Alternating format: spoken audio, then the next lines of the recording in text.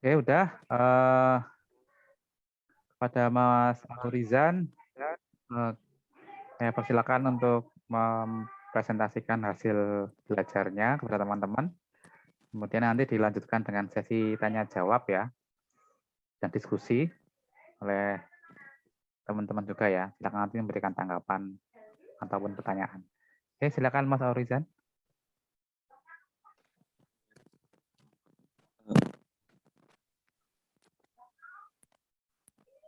Ya, sebelumnya saya berterima kasih kepada Pak Zaki telah mempersilahkan saya untuk menyampaikan hasil belajar saya.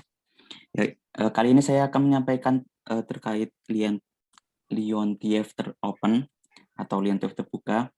Jadi Leontief terbuka ini, kalau kemarin yang Leontief tertutup itu kan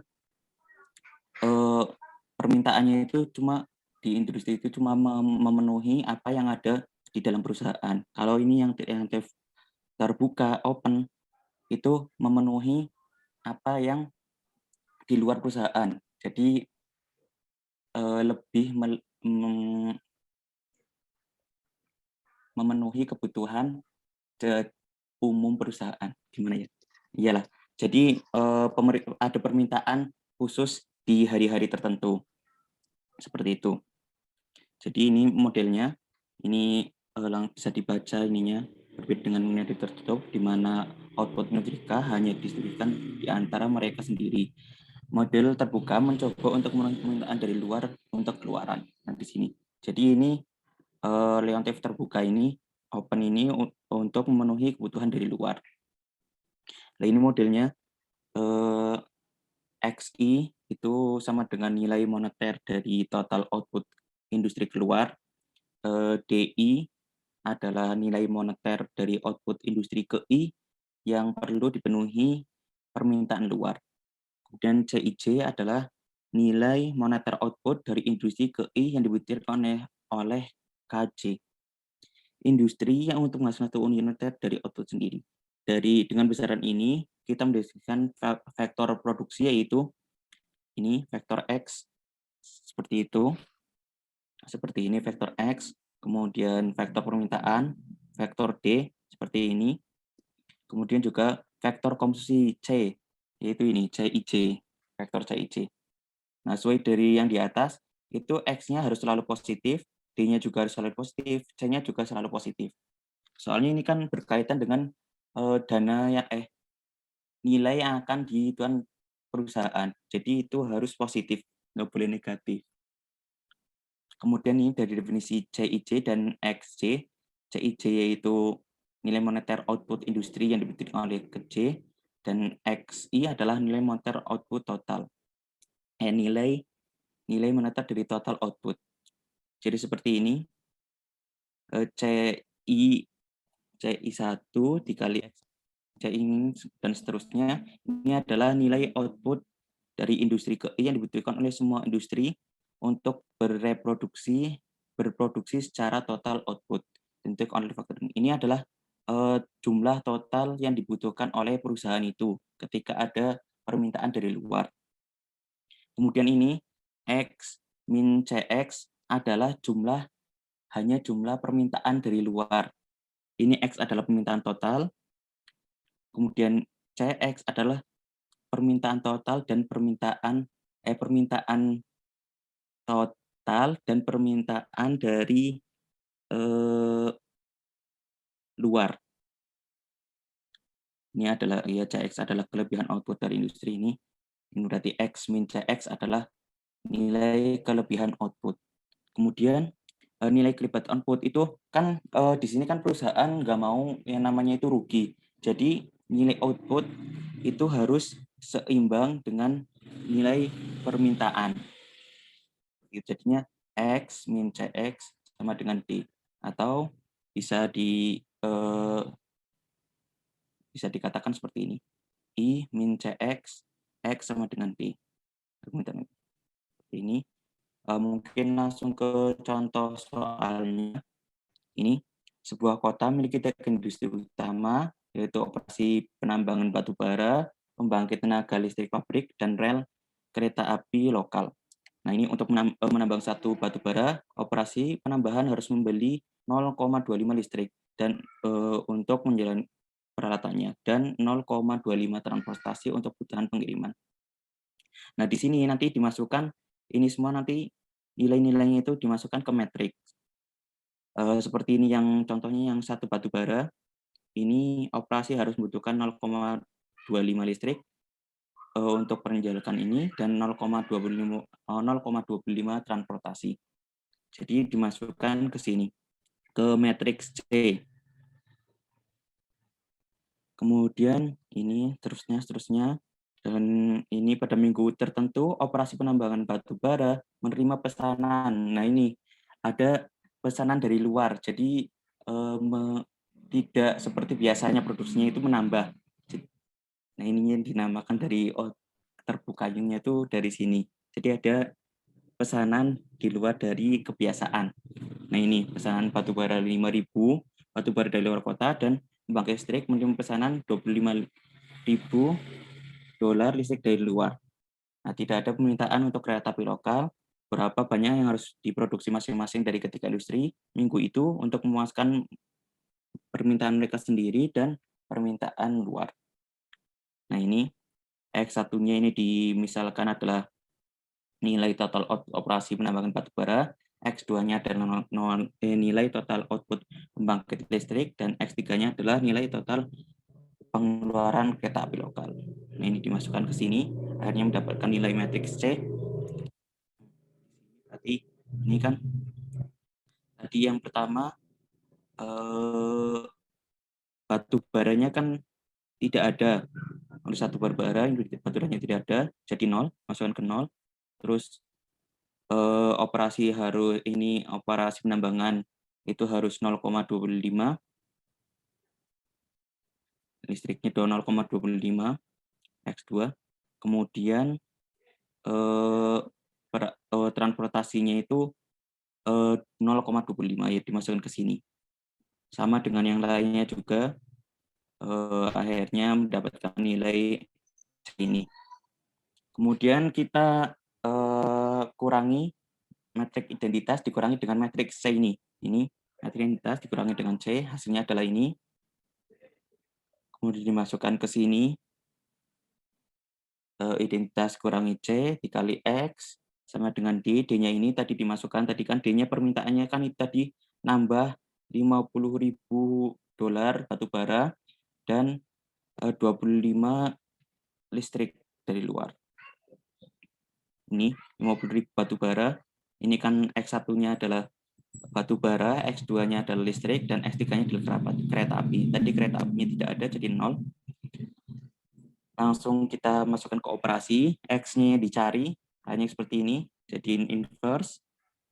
Ya, dicari inverse-nya, ketemu inverse-nya di sini, dikalikan sini, hasilnya ini.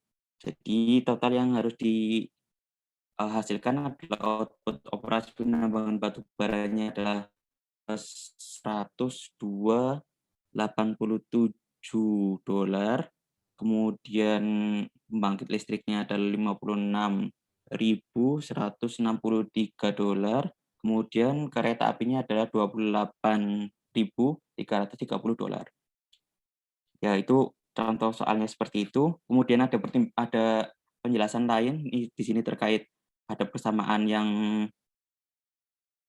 I min C kali X sama dengan D, persamaan ini di atas nomor 4.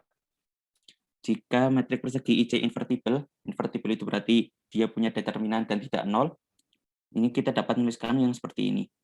Seperti itu.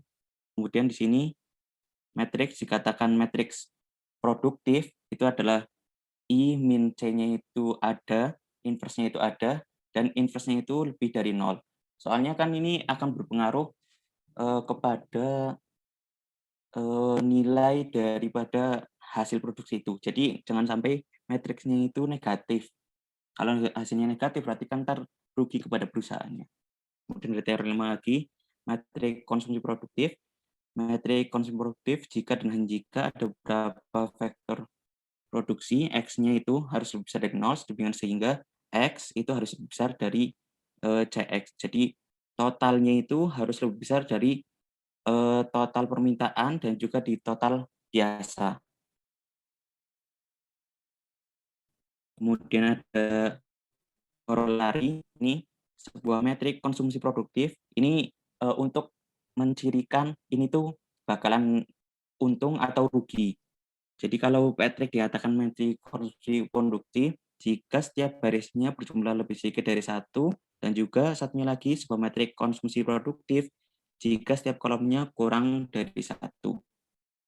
Jadi kita lihat ini yang tadi, contoh yang tadi, itu kan ini setiap kolomnya itu, ini yang pertama, kolom pertama, itu kan kurang dari satu, kolom kedua juga kolom kurang dari satu, kolom ketiga juga kurang dari satu, ini otomatis berarti ini adalah metrik produktif. Jadi ini bisa digunakan untuk operasi yang di atas tadi.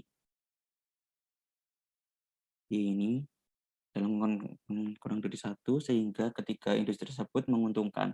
Ini kalau ininya kurang dari satu dan positif, ini pasti menguntungkan, akibatnya ini maka saya produktif. Dan seperti itu juga dilihat dari penghitungan karena adalah negatif. Jadi ini metriknya kalau sebelum ini kan berarti nanti bisa kita lihat sebelum perhitungan itu kita bisa lihat dulu ini kolomnya kurang dari satu apa enggak. Kalau udah kurang dari satu, kolom sama barisnya, berarti nanti otomatis ini tuh pasti menguntungkan. Jadi bisa dilanjutkan perhitungannya. Mungkin seperti itu saja, Pak. Terima Oke. kasih. Oh ya. Oke. Maksudnya corollary itu tadi akibat ya. Oh, gitu. Baik, Pak. Oke. Terima kasih Mas Aurizan, ini cukup banyak juga ya ternyata ya. Iya, Pak. Iya. Oke, jadi tadi sudah disinggung ya tadi ya oleh Mas Aurizan. Kenapa dikatakan tertutup dan kenapa terbuka tadi berkaitan dengan pihak luar dan ini ya. Ya Mas ya, Aurizan ya. Iya, Pak. Kalau terbuka itu pihak luar bisa Iya, apa bisa tadi? meminta. Bisa meminta ya. Iya, Pak. Oke. Selanjutnya kita buka sesi diskusi. Silakan bagi teman-teman yang ingin memberikan tanggapan maupun pertanyaan. Silakan saja, nanti langsung dijawab oleh Mas Aurizan. Oke, silakan. Mestinya ini Mas Lutfi juga ikut memberikan komentar nih ya, karena judulnya hanya berbeda satu kata saja kemarin. Iya. Oke, silakan teman-teman. Tadi ada banyak istilah, banyak teorema, ada banyak apa? Banyak sifat-sifat tadi ya, ada inverse dan sebagainya tadi. Itu kan bisa ditanyakan ya tadi. Oke, Oh iya silakan. Pak, Ya, yang tadi yang akibat itu kayaknya masih belum jelas. nah, ya dari Buktinya Mas ada nggak sih gitu? Faridudin Sidan ya. Ya, biasanya kan teorema maupun corollary akibat itu kan biasanya ada buktinya itu ya. Ya, gimana Mas Aurizon? Lengkap Ada sih katanya buktinya di sini. ada ya. Tapi saya nggak masukin. Coba ditampilkan yang versi bahasa Inggrisnya Mas. Filenya ada toh? Ada, Pak. Nah, coba. Mana ya, Pak? Mungkin di situ kelihatan nanti ide-idenya, apa? Ide-ide pembuktiannya seperti apa gitu kan. Jadi corollary berapa Mas yang ditanyakan? Mas, Akibat-akibatnya. akibat nomor berapa? Yang Semuanya. yang 74 itu loh. 74 ya.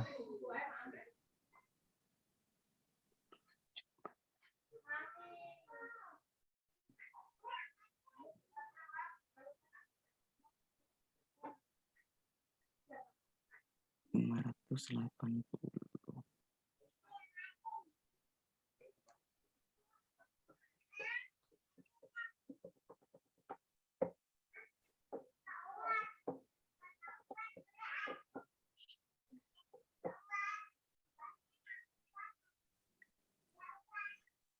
Rp74.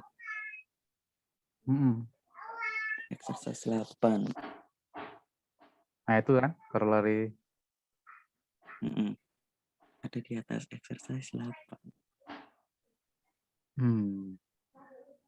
Sebagai eksersis di latihan, biasanya di akhir subbab biasanya. Berarti itu latihan pembuktiannya. Iya, Iya. adanya di sini. Belum saya buktikan, Pak. Iya, iya. Nanti gimana bunyinya, Mas? Bunyinya bagaimana, Pak? Bunyinya bagaimana? Bentar, Pak. Coba. Ini, Pak. Each of its row, jumlahan barisnya is kurang dari satu. Itu Jumlah X, kolom kurang dari 1. X itu apa sih, Mas? X itu? X-nya itu permintaan, Pak. Nah, jumlah dari total itunya, Pak. X-nya itu X apa sih X itu? X-nya itu jumlah total output. X. Oh, baris pertama X1, X2, nah seterusnya ya. Apa itu X1? X1 berarti jumlah dari permintaan barang yang pertama. Oke. Itu nilainya bisa 0 dia. Bisa. Value of the total output.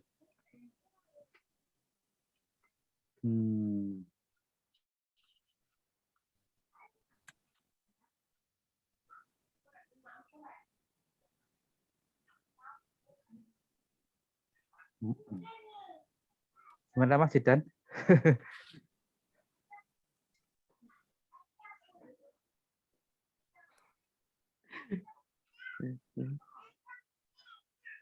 Ya, itu menarik itu. Kenapa kok ada satunya itu yang menarik ya? Kok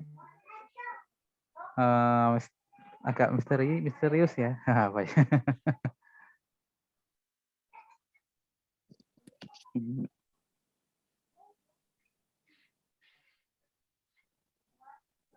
Itu tuh dalam persentase nggak sih kalau satu? Ya, bayangan saya itu kan seperti proporsi itu gitu ya. Iya. Jadi dari 0 sampai 1, tapi kurang tahu juga ini. Kenapa dia harus kurang dari 1? Seolah-olah ini seperti proporsi ya.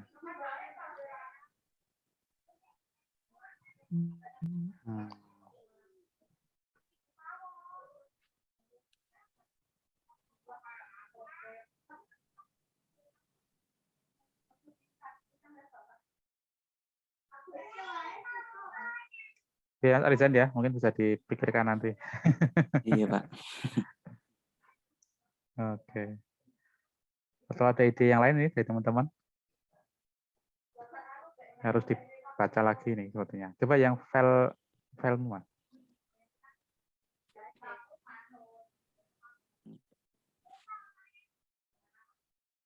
C adalah vektor kolom yang isinya adalah jumlah baris. Ini. Teorema 1073 itu mana sih? 1073. Matriks konsumsi produktif apa itu? Jika dan jika Matriks konsumsi C di produktif jika ada beberapa vektor produksi X dengan tingkat X. Itu berkaitan dengan itu toh akibatnya tadi itu. Iya, Pak. Ya kan akibat dari teorema ini semestinya. Buktinya diuraikan dalam latihan 9. Ya. Nah, teorema ini apa, Mas? Aplikasinya nanti kalau ke kasus itu. Aplikasinya Maksudnya produktif itu loh. Itu kan mau lihat kondisi produktif itu. Iya, Pak. Nah, maksudnya produktif itu tidak apa tadi? Berarti antara ini sama ini itu harus lebih besar dari ininya, Pak. Ya kan? Nah, itu kaitannya dengan satu kayaknya. Iya. Kalau rugi itu kan kurang dari berarti ya, Iya, Pak. ya kan? Mm-mm. Kira-kira loh ini loh, saya juga belum tahu kepastiannya. Mm. Gitu ya Mas ya. Apa sih definisi produktif Mas? Mungkin bisa diruntut dari situ. Definisi produksinya itu Definisi produktif, iya, produktif itu apa? definisi produk. Menghasilkan kayaknya. Iya betul menghasilkan. Menghasilkan ya. Mana tadi? Nah, itu tuh. Mati konsumsi C dikatakan produktif jika kok ini invest ya? Menarik ini.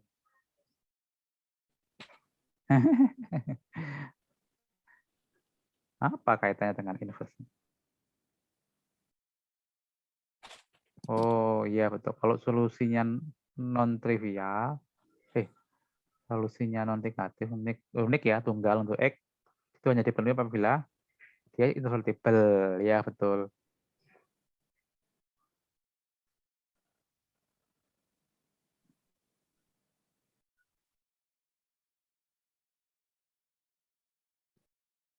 I sama I kurangi CX, IX dikurangi CX. D itu apa sih D itu? Permintaan dari luar. Dari luar. Kalau IX, X-nya berarti matrik produksinya, Pak. IX itu matrik produksi, bukan matrik identitas itu ya? Heeh, Pak. I itu apa? I itu matrik Ini matrik identitas, Pak. identitas. X-nya matrik Kalau C, produksi. C-nya permintaannya tadi. Permintaan, Pak. X-nya total, C-nya permintaan. IX berarti IX dikurangi C. I dikurangi C ya berarti ya? Iya. Iya, kalau X-nya punya solusi ya dia harus invertible.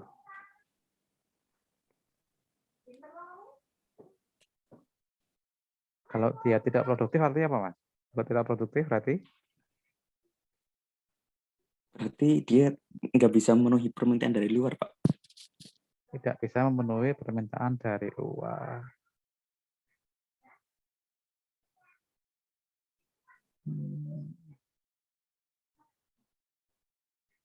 Berarti I dikurangi C invest tidak ada atau I dikurangi C invest non negatif. Tuh, I dikurangi C invest itu apa sih, Mas? Itu Matrik itu. Iya, Pak. Matrik kok ada bisa diurutkan ya? Non negatif itu maksudnya apa ya? Tuh, I dikurangi C invest lebih dari sama dengan 0.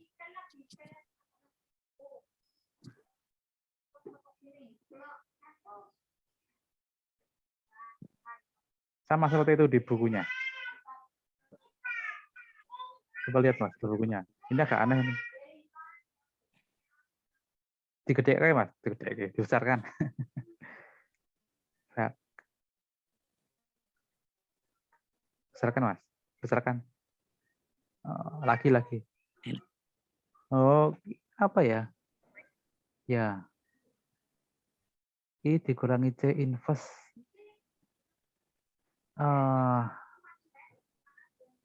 Apa itu ya? Kok baru tahu saya ada matrik tapi non negatif itu apa? Apakah semua entry-nya non negatif atau seperti apa?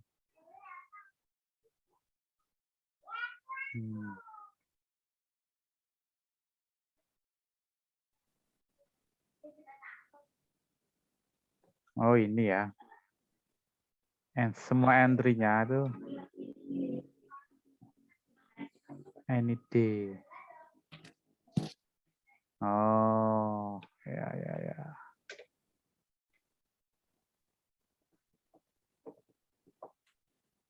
Oke. Gimana Mas Farudin Zidan?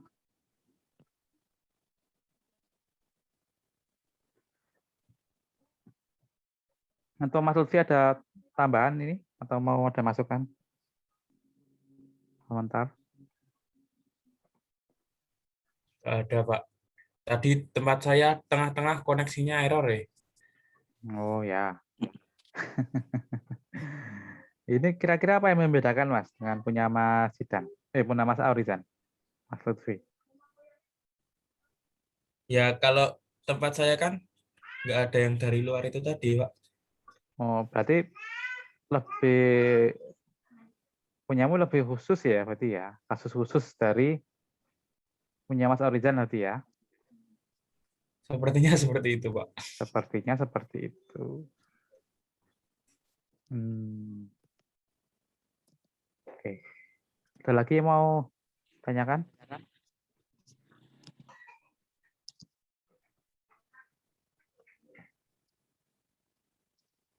Cukup. Cukup.